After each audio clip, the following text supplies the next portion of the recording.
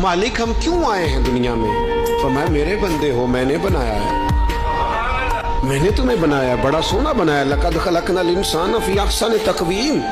तो मालिक तूने किस लिए बनाया? तो कुरान इस बीमारी से भी शिफा देता है। फरमाया वमा ख़लक़तुल जिन्न वल इंसा इल्ला लियअबुदून।